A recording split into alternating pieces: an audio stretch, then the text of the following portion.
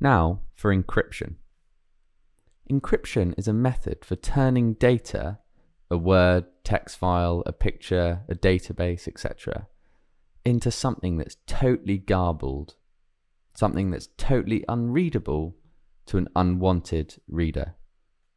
It must then be decrypted to return to its original state to be viewed or used in any way. Encryption is an essential part of modern technology.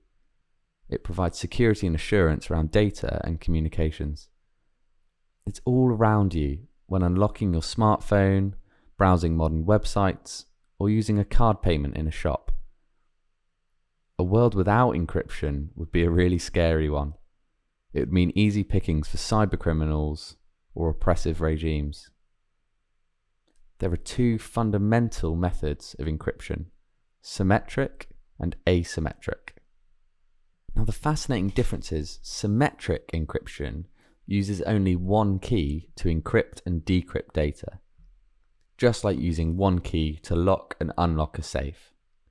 The key in symmetric encryption is often just a password. Symmetric encryption has many uses.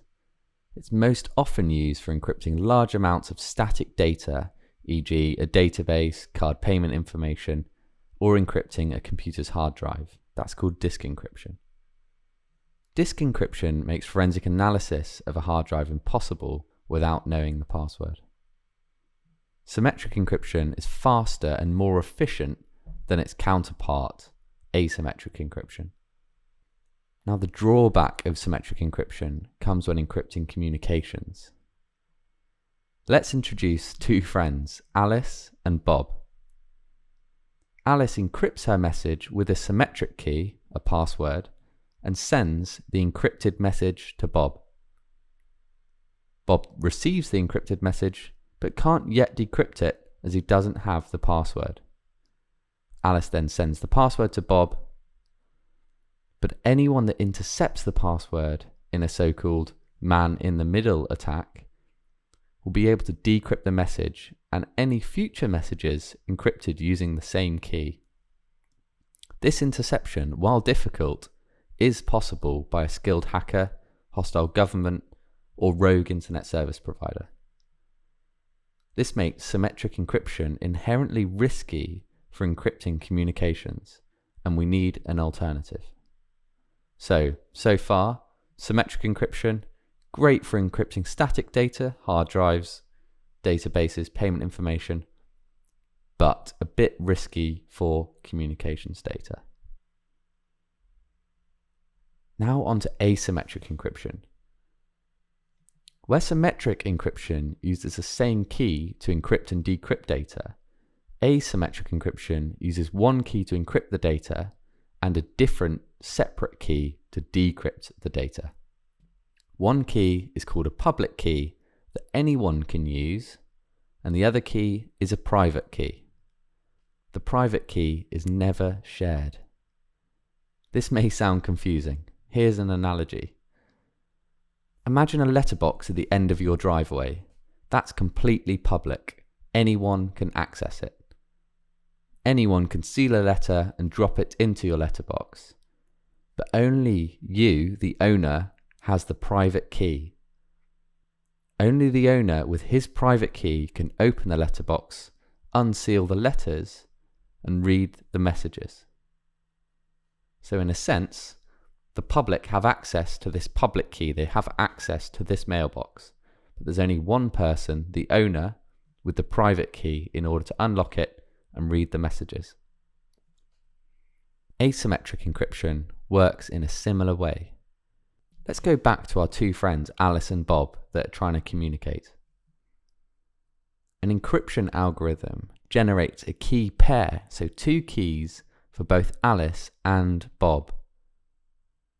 Each pair contains a public key and a private key. In our letterbox analogy, the public key is the letterbox that anyone can access, and the private key is the owner's letterbox key that's never shared. When generated, the keys are linked, and this is the key bit. Alice's private key can decrypt the messages encrypted by Alice's public key. Bob's private key can decrypt messages encrypted with Bob's public key.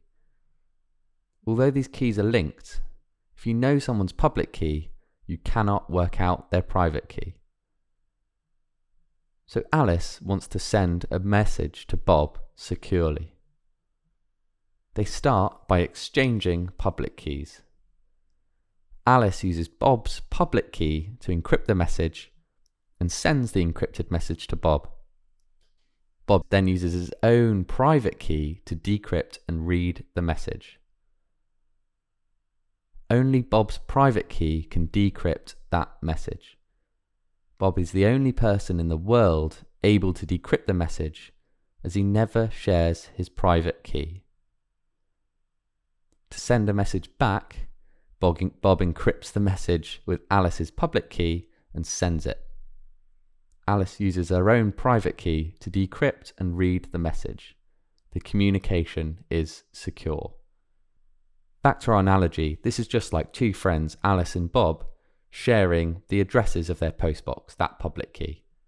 They can then send letters to and from that postbox, relying on the fact that either Alice or Bob are the only ones with the private key to unlock their own mailboxes. There is one other use of asymmetric encryption. It can be used to verify the sender is who they say they are. Alice writes a message reading, "This is Alice, honest," and encrypts it with her private key. She then sends it to Bob. Bob tries to decrypt that message with Alice's public key. If the decryption works and the message is revealed, Bob knows that it must have come from Alice.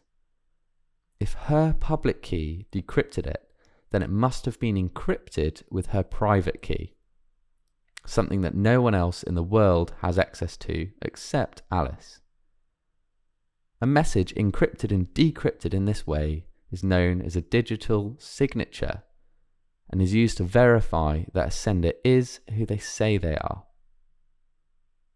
Asymmetric encryption is used for browsing secure websites over HTTPS or SSL. It's used for SSH connections, encryption for email, Bitcoin, and digital signatures. To summarize, symmetric encryption uses only one key to encrypt and decrypt data.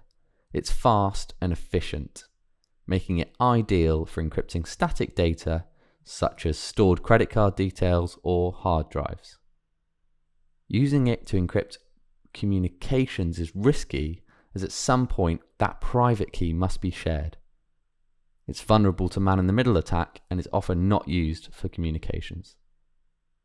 Asymmetric encryption uses a public and private key pair, where one encrypts and the other decrypts. This makes it perfect for secure communications, Bitcoin, and digital signatures.